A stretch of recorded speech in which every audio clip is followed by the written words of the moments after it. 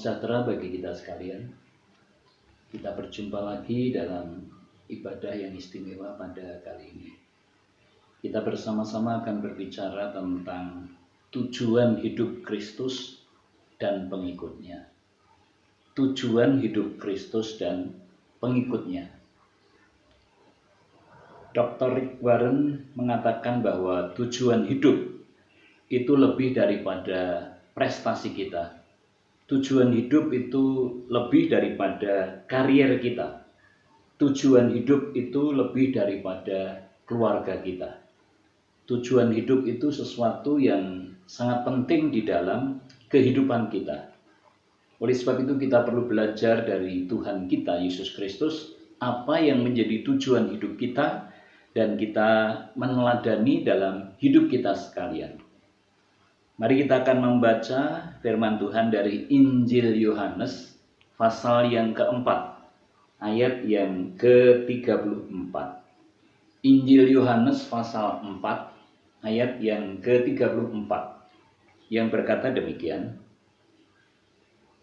Kata Yesus kepada mereka, makananku ialah melakukan kehendak Dia yang mengutus aku dan menyelesaikan pekerjaannya. Sekali lagi, kata Yesus kepada mereka, makananku ialah melakukan kehendak Dia yang mengutus aku dan menyelesaikan pekerjaannya. Dari Tuhan Yesus kita belajar ada tujuan hidup daripada Kristus yang diajarkan pada kita. Yang pertama, tujuan hidup Kristus adalah untuk melakukan kehendak Bapa di sorga. Saya ulang, untuk melakukan kehendak Bapa di sorga. Yesus mengajar kepada kita bahwa melakukan kehendak Bapa itu harus menjadi prioritas di dalam kehidupan kita. Apapun yang kita alami, kehendak Bapa harus menjadi nomor satu. Ketika Tuhan Yesus di Taman Getsemani, Dia berkata, ya Bapa, kalau boleh cawan ini lalu daripadaku. Tetapi bukan kehendakku, melainkan kehendak-Mu yang jadi.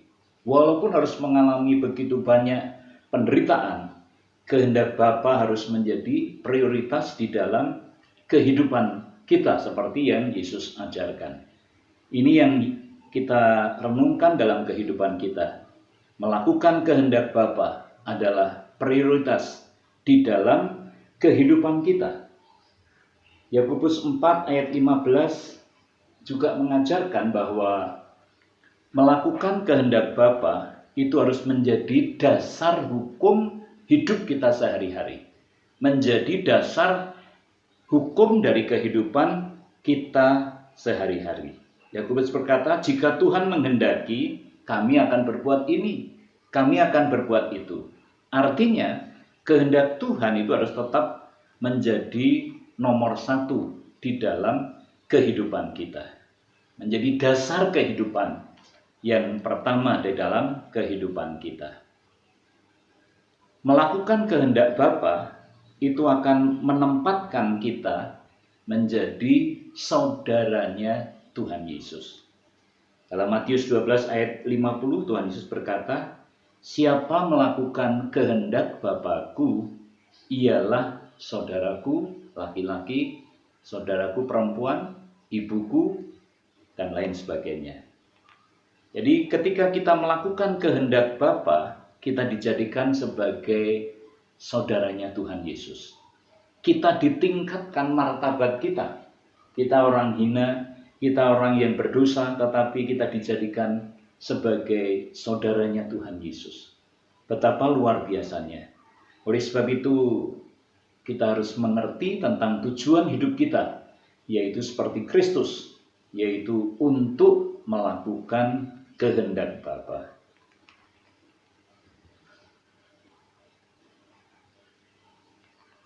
Bagian yang kedua, tujuan hidup Kristus dan pengikutnya, yaitu dari bacaan kita tadi, Yohanes 4 ayat 34, makananku ialah melakukan kehendak Dia yang mengutus aku, dan menyelesaikan pekerjaannya dan menyelesaikan pekerjaannya.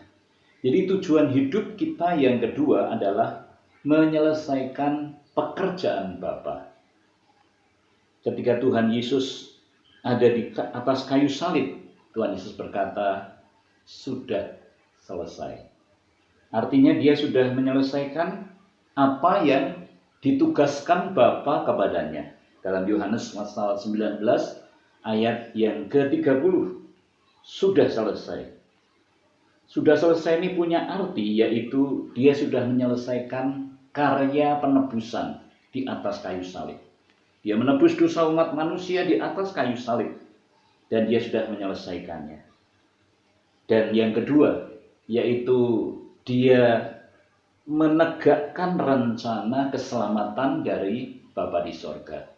Melalui penebusan itu, orang-orang yang percaya kepada Tuhan Yesus Kristus akan diselamatkan. Jadi Yesus sudah menyelesaikan pekerjaan Bapanya. Bagian kita sebagai orang-orang percaya, kita harus menyampaikan berita tentang keselamatan melalui pengorbanan Kristus di atas kayu salib kepada orang-orang berdosa. Kalau saya boleh boleh membaca dalam tulisan Paulus dalam 1 Korintus 15 ayat 3, Paulus berkata, yang penting yang telah kusampaikan bahwa Kristus telah mati karena dosa-dosa kita sesuai dengan kitab suci.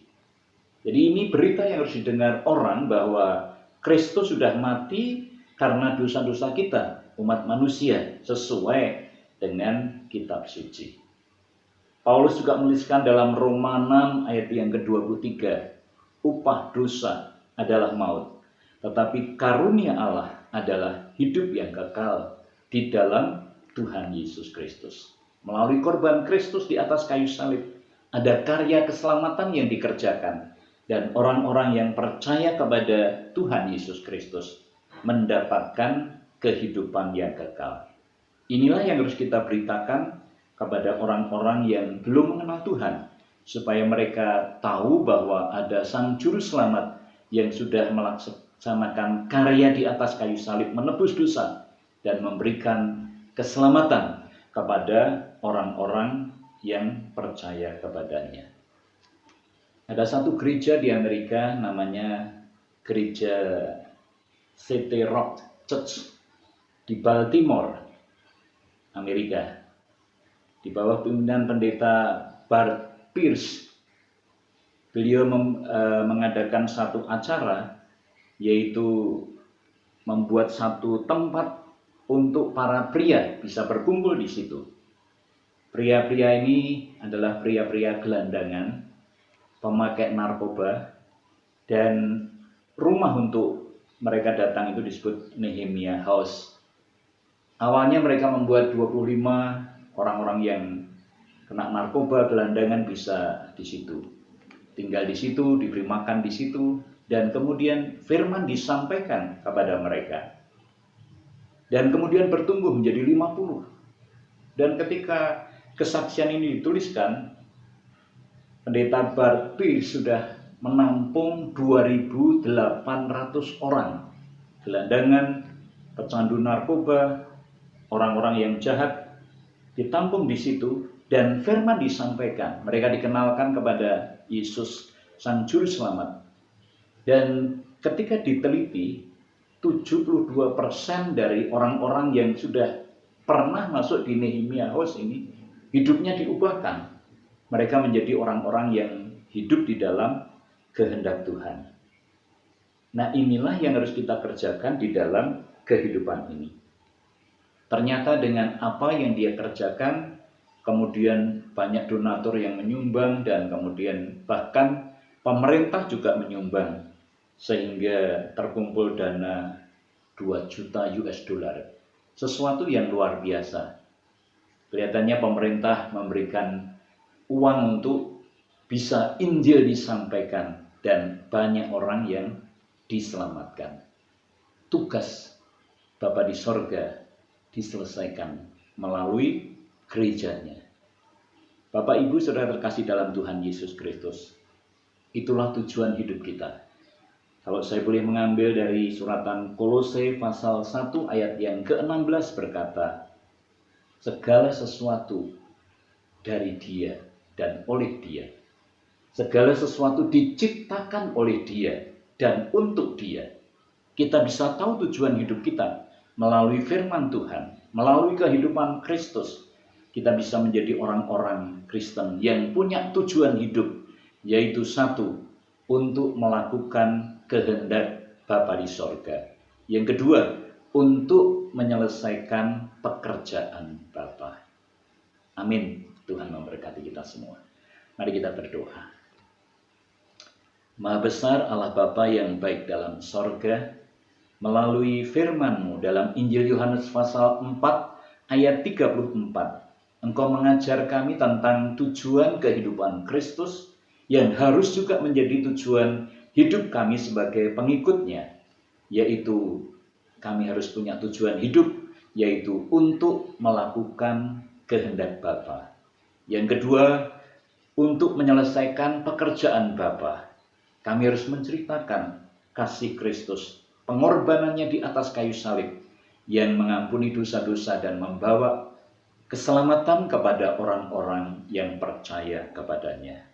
Kalau ada di antara kami yang mendengar firman-Mu dan belum mengenal Tuhan Yesus, biarlah mereka dijamah oleh Tuhan, diubahkan hidupnya, diselamatkan, diampuni dosa-dosanya, sebab Kristus sudah menyelesaikan di atas kayu salib segala dosa-dosa kami umat manusia, dan karya keselamatan dikerjakan di atas kayu salib, supaya orang-orang yang percaya kepadanya tidak binasa, melainkan beroleh hidup yang kekal. Berkati setiap kami yang sudah mendengar kebenaran firman-Mu, biar kami semua memiliki tujuan hidup seperti yang Kristus ajarkan, melakukan kehendak Bapa dan menyelesaikan pekerjaan Bapa. Roh Kudus, tanamkan kebenaran firman menjadi berkat kekal bagi kami sekalian. Kasih karunia, anugerah damai sejahtera dari sorga, dari Allah Bapa di sorga, kasih sayang Sang Putra Tuhan Yesus Kristus, dalam persekutuan Roh Kudus menyertai kami semua, sekarang sampai selama-lamanya. Di dalam nama Tuhan Yesus Kristus kami berdoa dan mengucap syukur. Amin.